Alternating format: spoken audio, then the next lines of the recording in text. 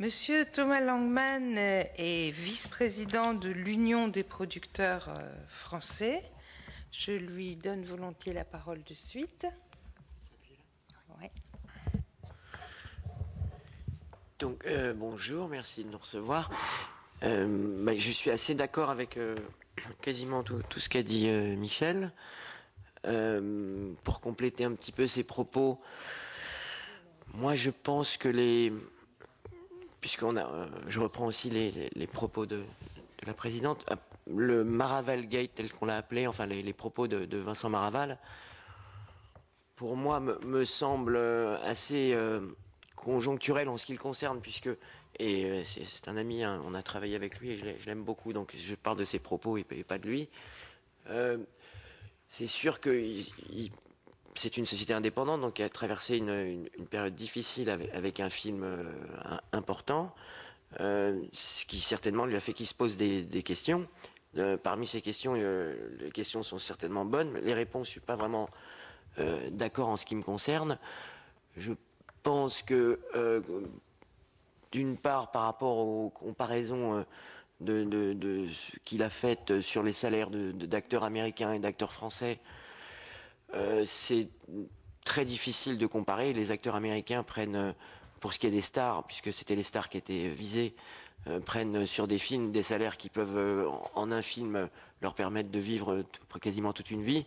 Donc ensuite, de faire des films plus indépendants, plus auteurs, et ils ont bien compris depuis longtemps que des carrières comme celle de Johnny Depp ou plein d'autres, ils alternent des films grand public et des films auteurs, et que souvent les films d'auteur leur permettent d'avoir une image qui leur permettent d'avoir des prix, et souvent d'ailleurs de plaire à des publics européens et non américains.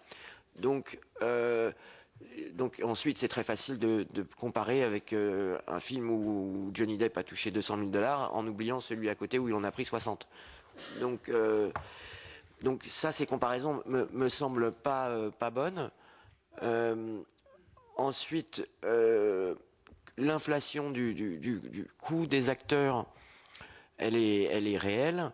Maintenant, les causes de cette inflation, pour moi, elles viennent d'une chose, c'est que le cinéma est victime d'une chose en France, c'est de son succès, puisque le système que vous avez mis en place, enfin que les institutions ont su mettre en place, d'obligations, de toutes les dispositions, la création du CNC, font que notre cinéma est un cinéma unique et extrêmement énergique et vivant, et qu'il a d'ailleurs toute une grâce à ces obligations notamment, et aux vocations différentes des chaînes. Je pense à la vocation par exemple de France Télévisions, qui est évidemment différente de celle des chaînes privées. À l'intérieur même du CNC, il y a différents types de systèmes et d'aides qui privilégient des cinémas différents, et que cette variété de cinéma est une des spécificités qui est enviée dans le monde entier, en tout cas par les créateurs de films, et que donc elle est bonne. Elle a parfois des excès, des travers. J'ai moi-même souligné, ça avait été un petit peu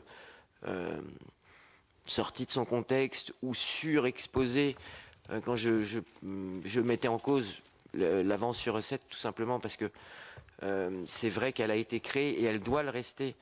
Et je précise que c'est une infime part du budget du CNC, puisque je pense qu'elle concerne 20 à 30 millions d'euros sur un budget qui est de plus de 700 millions.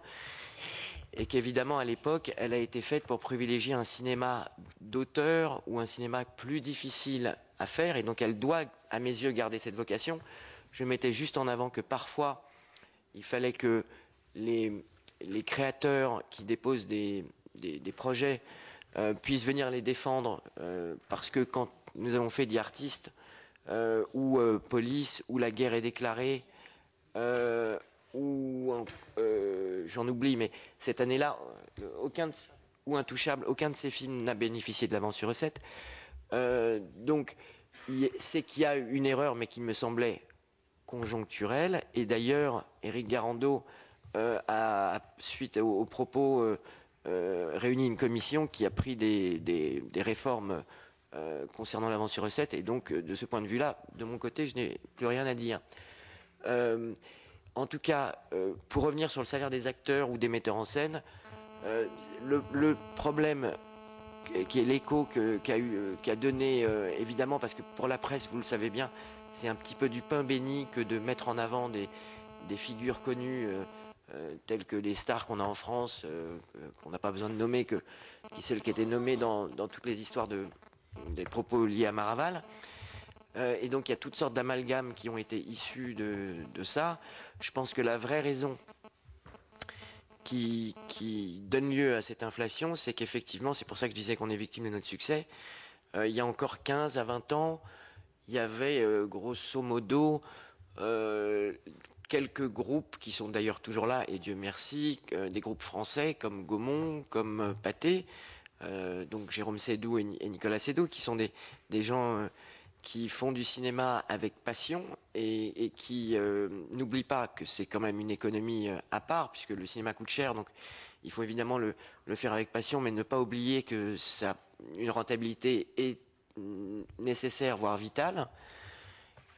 Et il y avait 4-5 producteurs, disons indépendants, capables d'aller se concurrencer sur les films qui sont, disons, sur le papier, des films qui peuvent intéresser les chaînes privées et les distributeurs qui, depuis, se sont aussi multipliés. Aujourd'hui, vous avez, en plus de ces acteurs-là et des majors américaines, une vingtaine de producteurs indépendants, dans lesquels je m'inclus, qui sont capables de faire des offres à ces talents-là. On sait bien que les stars, comme dans le sport ou dans d'autres domaines, sont assez indispensables.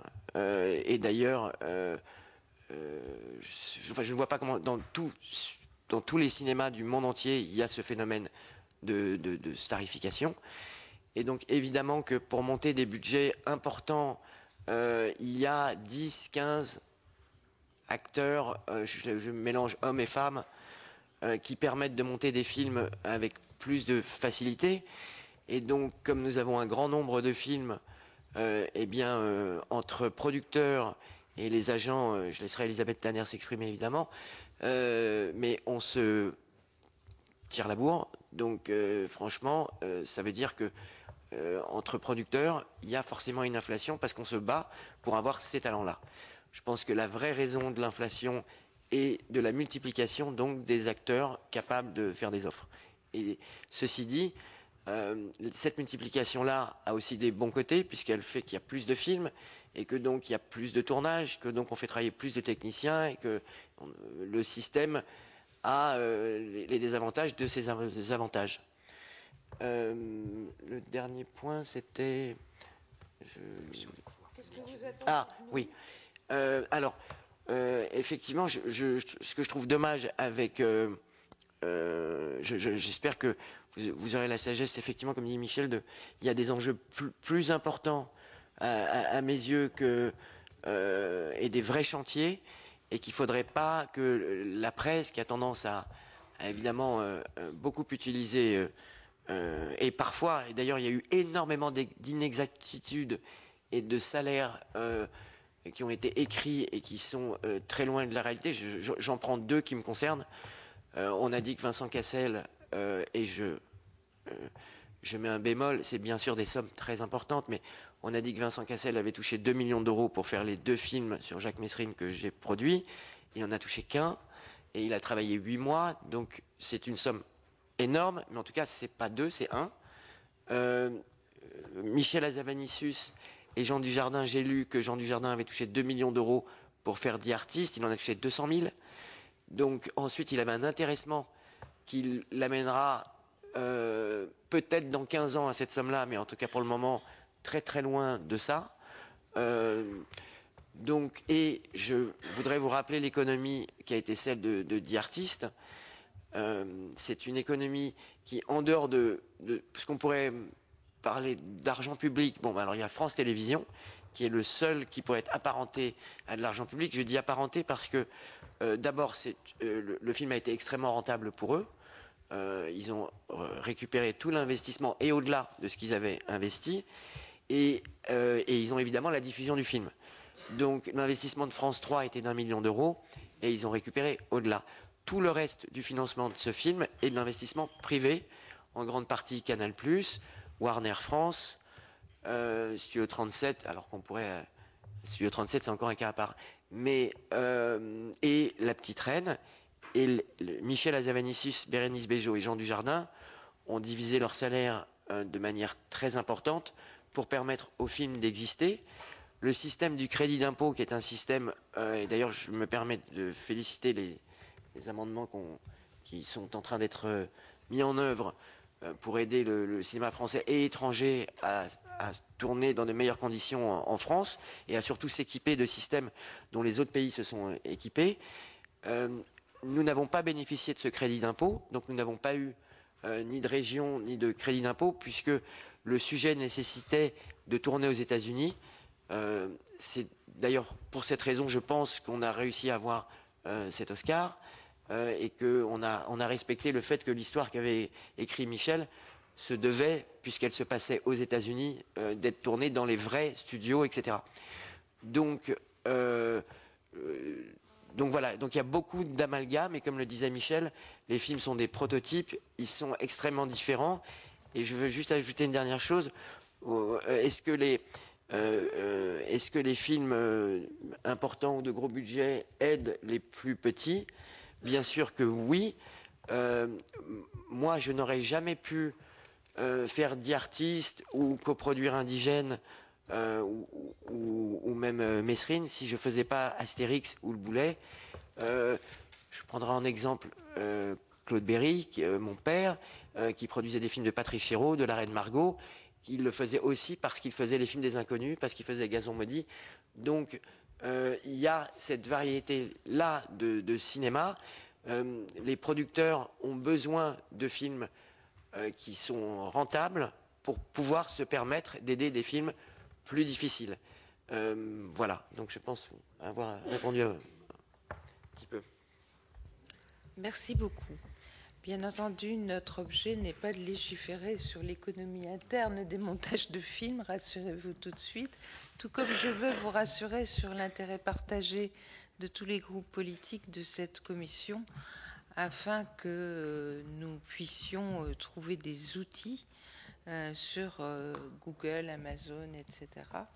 Un texte de loi de l'auteur Marini va d'ailleurs être présenté en séance demain. Le rapporteur Claude Demézel était à nos côtés tout à l'heure pour la commission. Il n'ira pas plus loin parce que simultanément il y a le rapport Colin et Colin sur l'économie du numérique, il y a la mission Lescure, il y a plein de choses dans le paysage, il y a la ministre Fleur Pellerin qui fait des déclarations comme quoi elle a une vraie volonté d'avancer sur le sujet, mais nous sommes vraiment en attente partagée. Et quant aux outils du cinéma, vous avez pu constater dans tous les débats budgétaires précédents que malgré le fort clivage droite-gauche sur ce sujet-là, la défense du CNC et tout ça, nous défendons collectivement cet outil que nous considérons une pépite indispensable. Voilà.